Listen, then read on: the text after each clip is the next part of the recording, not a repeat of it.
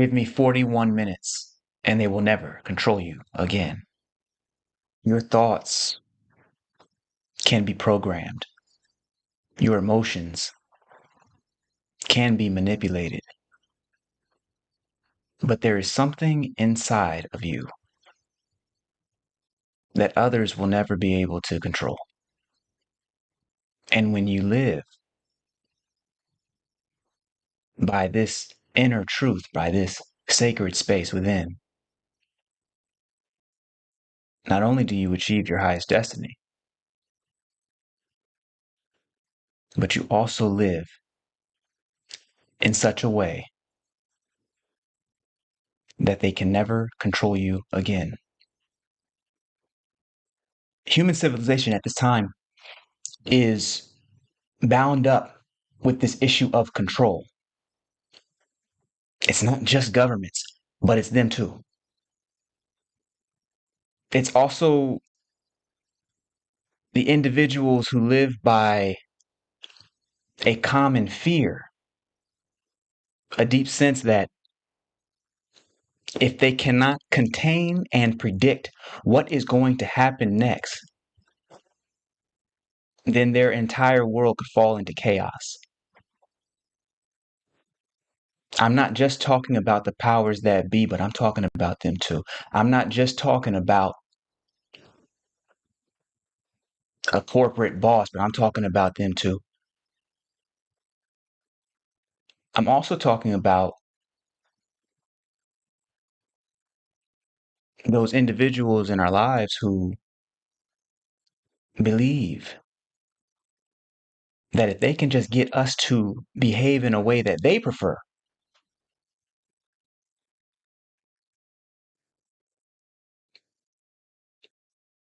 then somehow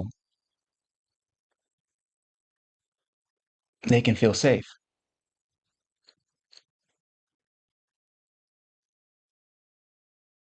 A world based on control,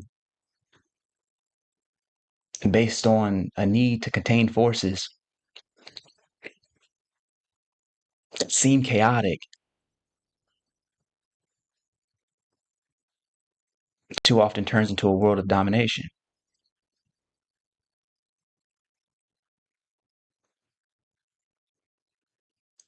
And we can see this pattern play out on the big scale and on the small scale, collectively and individually. The problem with this kind of control and domination is that it means that we never get to actually live our purpose. We never actually get to abide in God's will. Of course, when I say God, I'm talking about not a guy in the sky, but a basic basis of reality, the very fabric of existence. I'm talking about what is common, what is natural to us. We never get to explore that, which means we never get to bring the deep value that we were designed to bring to the world because somebody else has a different agenda. I often do not like going into history on this channel, but sometimes you just got to. And so tonight we'll be jumping in quickly through some explorations of human control, what it means for a human to say, okay, I want to dominate this person. And how that control shows up in the way in which people try and manipulate your thinking, manipulate your emotions, so that they can ultimately manipulate your behaviors. By the end of tonight, I want you to stay and watch this live. Because by the end of tonight, they will never control you again. With that said, if you're ready to live free beyond fear, welcome here. I'm Dr. Shawn, and I believe you do not need years to heal. You just need one real breakthrough. That's why I invented Transcendent Psychology, and I test it in the real world on real people on my game show, Countdown to Breakthrough, the only game show that heals your soul.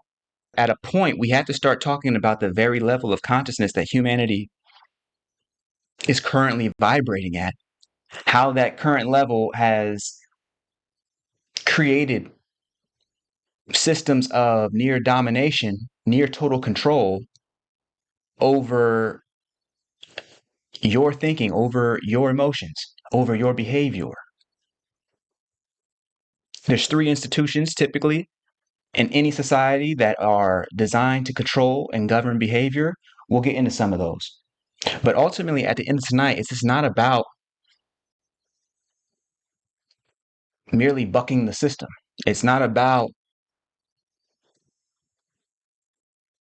just being resistant just to be resistant. It's about transforming ourselves that we might transform our world. See, that's the sacred responsibility here. You might even call it our spiritual responsibility.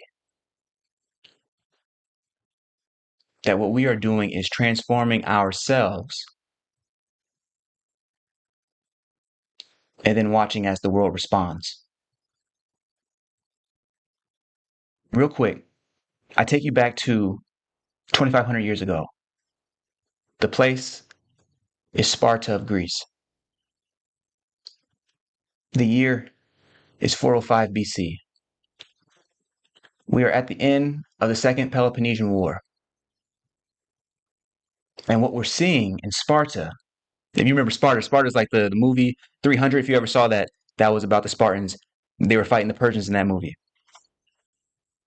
What's so interesting is that Sparta itself, at this particular time and throughout its history, it depended on, it was able to be such a warrior-like society or a military-like society, but that military society depended on something underneath it.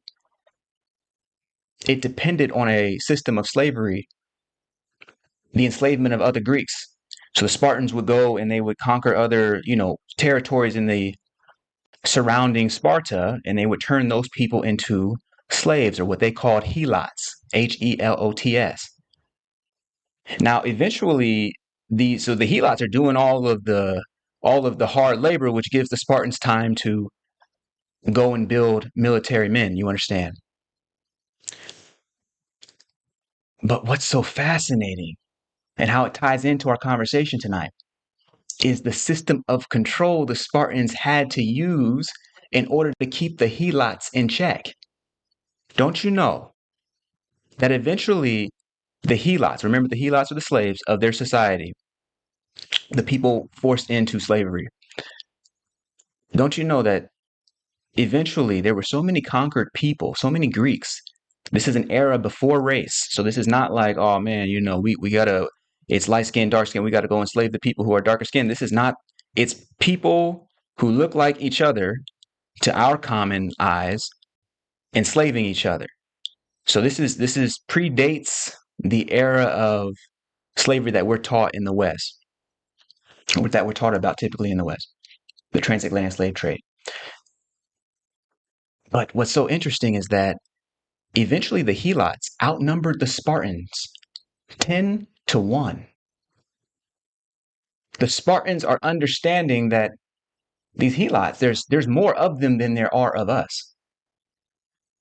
How can we control them?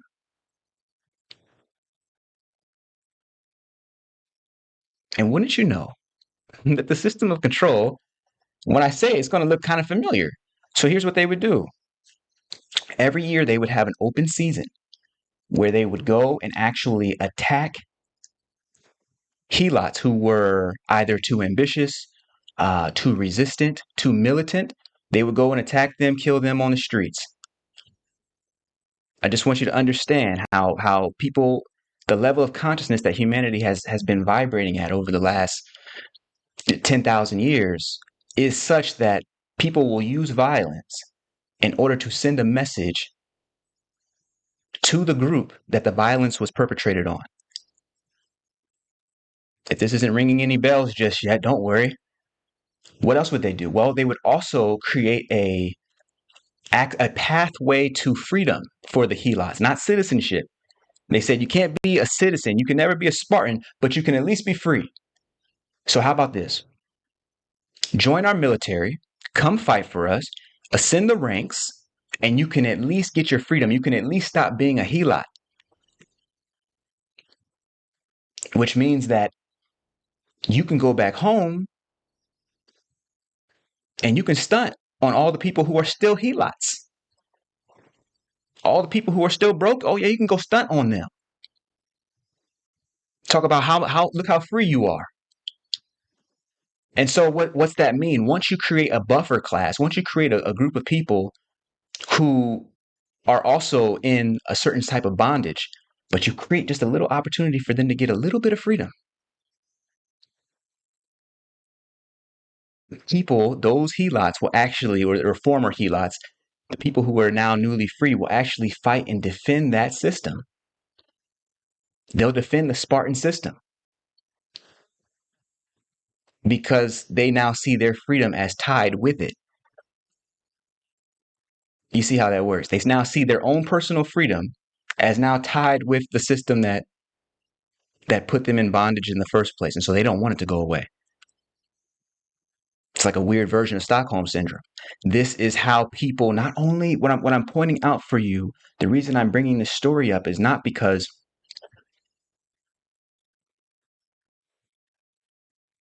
I care about pointing fingers at somebody, but because we're getting a sense for not only how control is administered, but also how it's accepted. You dig what I'm saying? What are the three institutions? Somebody in the chat put for me, I'm just going to say it if you don't say it, but what are the three institutions that societies across the Greeks, the Romans, and modern societies, what are the three institutions that people use in order to control the thinking and the emotions and therefore the behavior of its citizenry or of its subjects, depending on the style of government? And so what I'm saying is that those macro patterns, they really get distilled down to one core trait: the capacity for fear. I'm not talking about fear that responds to danger. I'm talking about the fear that responds to uncertainty. When people just don't know what to do, they start getting afraid. When they start getting afraid, they start looking for avenues to create a more predictable situation. And wherein a person is the most unpredictable of any other natural phenomenon in the environment, from the perspective of most humans, to control other people becomes a proxy for controlling fear itself. You must understand this. That controlling other people becomes a proxy for controlling fear itself. These people are really just trying to address something internally. Yes, they have external goals, but the fear keeps them from actually accessing the sorts of ideas that would allow them to navigate their world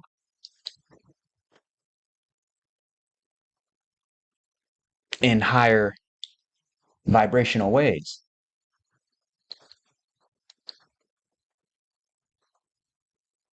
Sparta could have literally said, look, you know what? We're a democracy now. We're a democracy and a non-slave democracy. We're about to free the helots. They didn't even consider. They weren't even thinking about that. They were like, look, we got to make sure we keep them in check. We're willing to do business with our sworn enemy. They done killed the 300, but hey, we got to go do it. Because we just cannot take the chance that these folks over here are going to forgive us for what we've done. So now we got to, hey, let's figure something out. And Sparta fell for that. Not because the helots rose up and did the thing and but because they had a system where they were constantly looking to control rather than grow, they themselves were conquered. It's the one trait that the great empires, or when I say great, I mean like the big empires. It's the one trait that they all have. They have this massive internal level of fear. And so what we're talking about is getting beyond the ability for others to control you based on getting beyond fear itself. Because what would happen if the helots just said, you know what, actually, I'm not doing any of this work. I'm just not. What happens is that they probably would be killed or have to be in some sort of fight or whatever the case is. But Sparta would have never been able to develop its civilization in that way. Not in that way. It wouldn't have made any sense. And so the fire that ended up burning so many people the fire that ended up burning so many people, burning their purpose away, forcing them into labor that somebody else was dictating, that fire just would have never got lit. And so, folks, it's a long opening. It's a big opening for today. You know what I'm saying? We're kind of long on it, but I just wanted to articulate that point really quickly because now what I want to do is get into a clip of Countdown to Breakthrough. And ultimately, what I'm saying here is that the way out of fear, as you likely know, if you've been tuning in, is to return to this God essence, to return to this inner quality that I call love. But really, what I'm talking about is the felt sense of oneness, the understanding of fundamental reality. The other way of saying that is to return to clear seeing. And so let me get to my piece here. And that's when it hits me. Remember how light doesn't know time? Light does not carry the baggage of the past or worry about the future. It simply is. And that's just like love. 1 John reminds us that God is light. But John 4:16 also tells us that God is love, which means that light and love must be one, in and out of time, both eternal. If I can get these strangers to focus on the light of love within, could I help them transcend time and bypass their own insecurities so that they can focus on only what is now? Okay. So the point of that clip is to get us to an understanding of the eternal nature of the God frequency, the eternal nature of love itself. The reason for that is that we need to talk about principles. We need to be able to reason from principle. And so, when we're talking about control, let's go to the breakthrough board.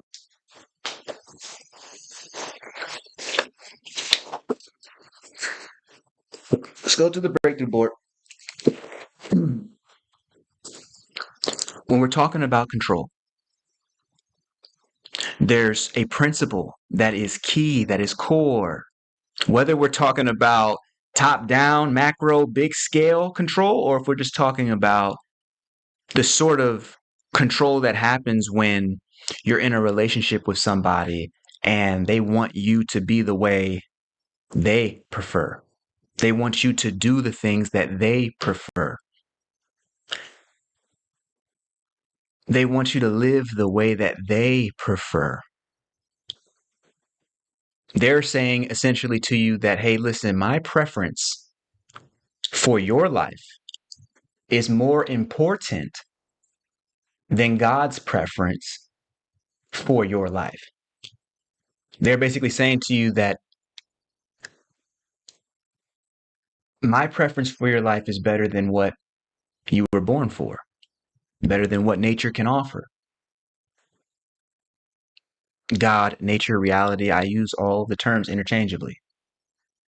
I'm talking about the same thing. And so when we explore tonight's principle, the principle is this. When it comes to getting beyond control of others, getting to a place where other people can no longer control you, even if they have dominion over entire school systems, religions, media systems, it doesn't matter. Getting to a place where other people cannot control you, we need to abide by a single principle. What is that principle?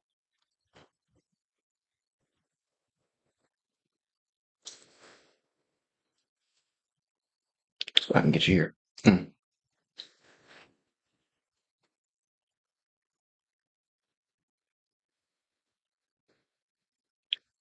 The principle is this: love cannot be controlled because love is the energy of the whole. You dig that? Love cannot be controlled because love is the energy of the whole. Love is the energy of God itself, which would mean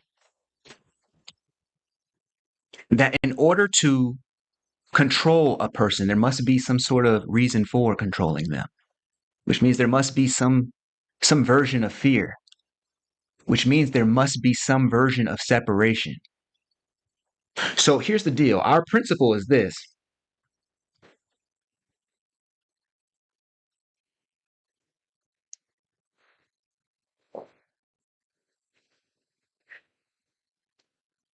love cannot be controlled. Make sure I get over here. Make sure I get out of the light. There we go.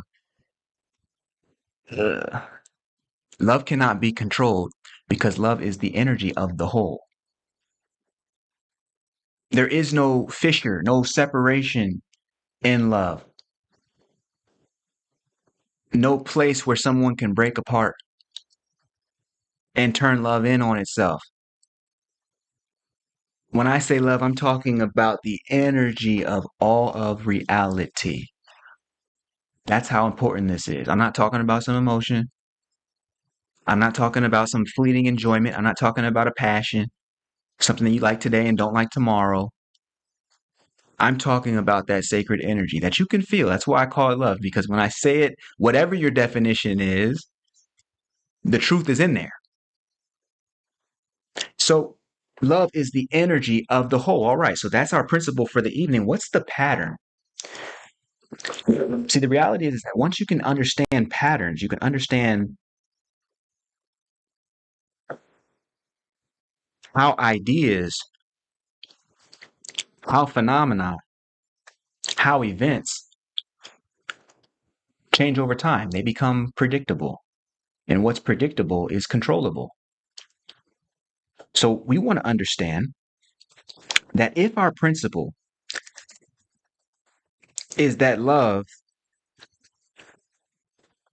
cannot be controlled, that space within, that love cannot be controlled because it is the energy of the whole. Love is constantly acting on behalf of the entire cosmos. It is operationalizing for total reality, not just for one person, one group, one situation. Nah, it'll take care of the person, the group, the situation as well. But it's going to do it in connection and coordination with the greater forces of the cosmos. And it's going to do it in connection with the greater forces of the benefit that are for the benefit of other organisms. That's what it means for it to be connected through the whole. So if we understand that that's our principle, what's our pattern?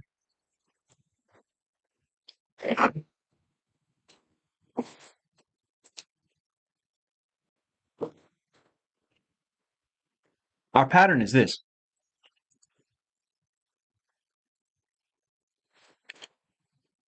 all control,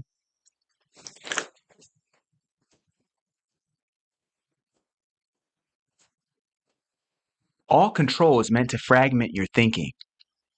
It is meant to bifurcate, trifurcate, and quadrifurcate. It's meant to cut into and dissect into pieces the myriad expression, the total expression that is otherwise love. that is otherwise nature itself. So it's meant to get you to focus on just one little sliver of reality and forget the rest. Which means that if I can get you to focus on just this line of thinking right here, then I can make this other line of thinking down here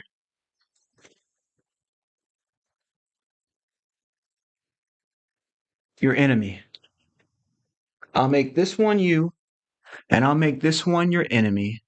And once you believe this, once you believe that this is true, it becomes very apparent how you will behave. And if you do not behave in the way that the one who has cut your thinking up into pieces, who has cut your focus up into pieces, taking your focus off of God and put it onto this enemy. If you do not abide by the rules, well,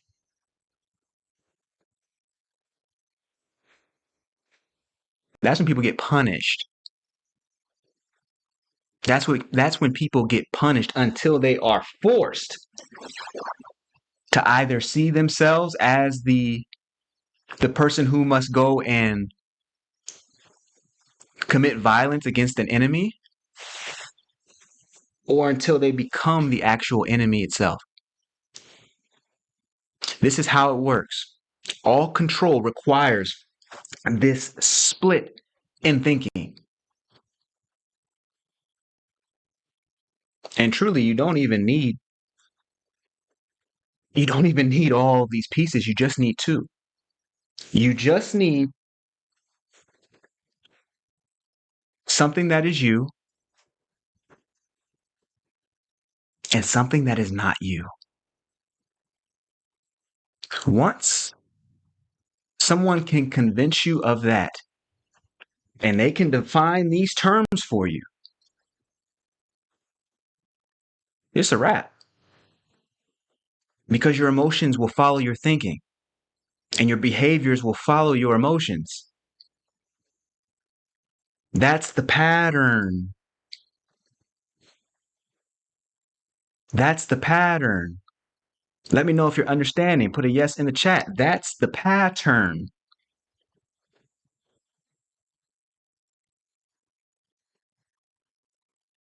All we need is just 1 and 2. And if we can add all different types of dimensions inside of it, that's even more perfect. But all we really need is just the 2. We call this, in academic literature, this is called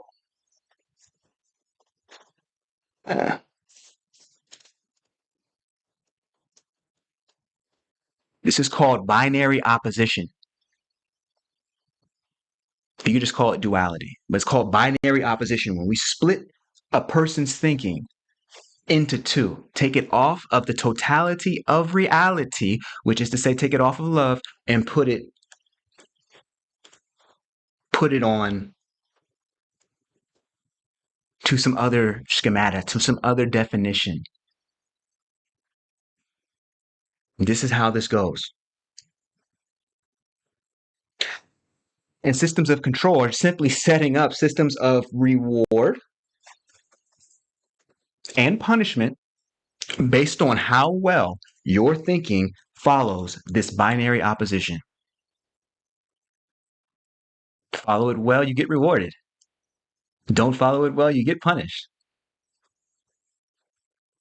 Follow it well, you get to be in the in group. Don't follow it well, you get to be in the out group, even if you were formerly in the in group. You understand? So this is how a military operation decides that it wants to commandeer a new society and control it, bring its people underneath their control. In order to even want to do this, you've got to be thinking in terms of binary opposition, which means fear already needs to have taken root in your heart. And by fear, I mean you need to have already separated yourself out from the totality of reality. Okay. So that is our pattern. That is our pattern. Okay. Twin is saying, wow, I think Dante's Inferno. Say more. Say more. I want to know what you're talking about there. I want to know what you're talking about there.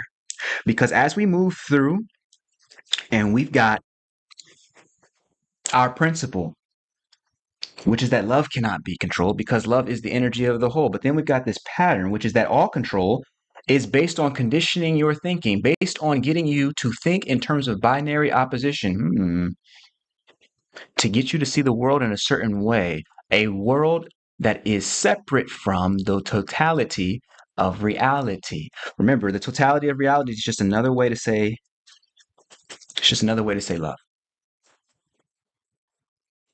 And so we've talked about the principle.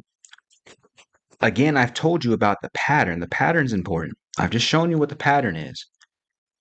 Patterns are critical because you're going to want to be able to identify those wherever you see them so that you understand exactly what's going on. Now we need to talk about the path forward. We've talked about the principle, we've talked about the path. I'm sorry, we've talked about the principle, we've talked about the pattern. Now we need to talk about the path forward. What is that thing? Hmm. Hmm.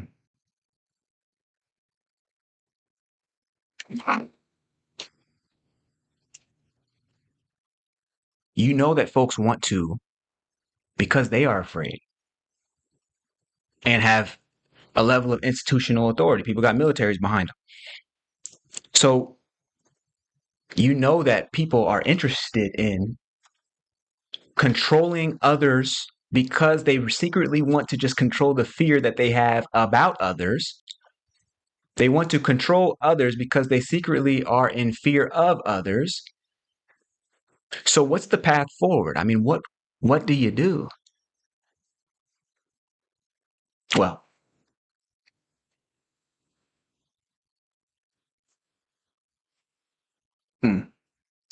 let's pretend this is you.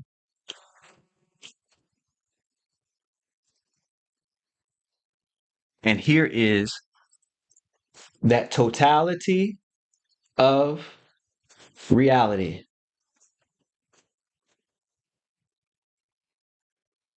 This is you, and this is that totality of reality. We also call it love.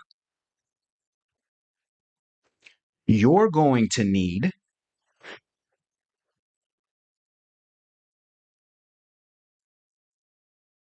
you're going to need to act from this unconditioned energy of love. You're going to need to act from this unconditioned energy of the whole.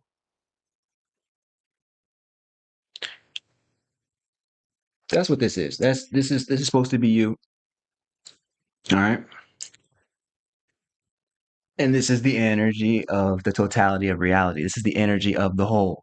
You're going to need to tap into that and allow it to guide your steps, allow it to make your decisions.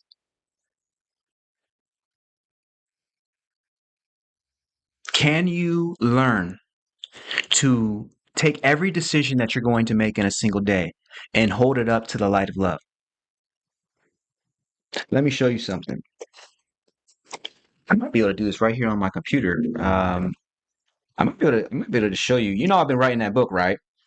And so let me see. I was about to write it up on the board. Yeah, well, I should probably do that too. Let me do that. Let me do that real quick.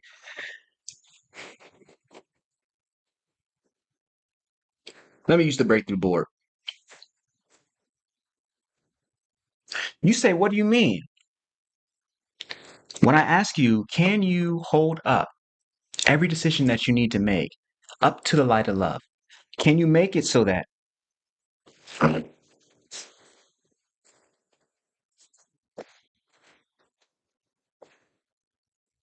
what you do is love, how you do it is love, when you do it is love,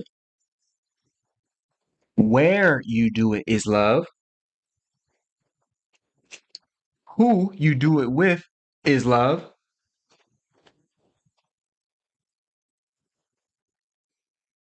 and why you do it is love. I call this right here,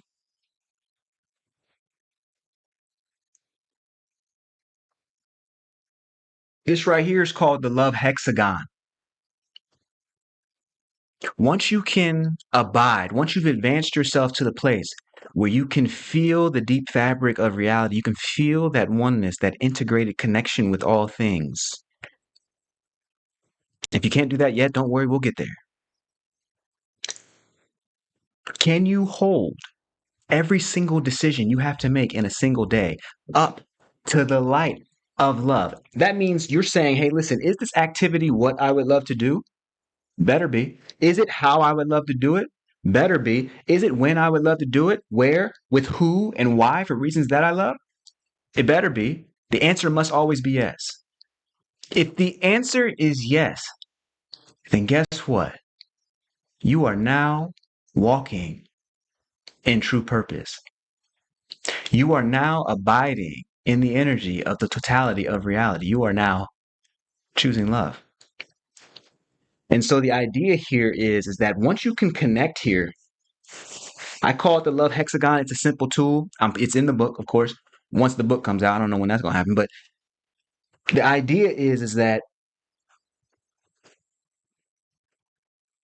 love cannot itself be controlled because it is operating on behalf of the whole. It's not for somebody. You cannot choose what you love. You ever notice that? You can get acquired taste. You can like certain things because you saw it growing up or whatever the case is. But when it comes to actually connecting in, you can't choose what you love. You can only love what you love. And so what happens is some people decide, okay, well, they did the real hard work. They found out what they love to do.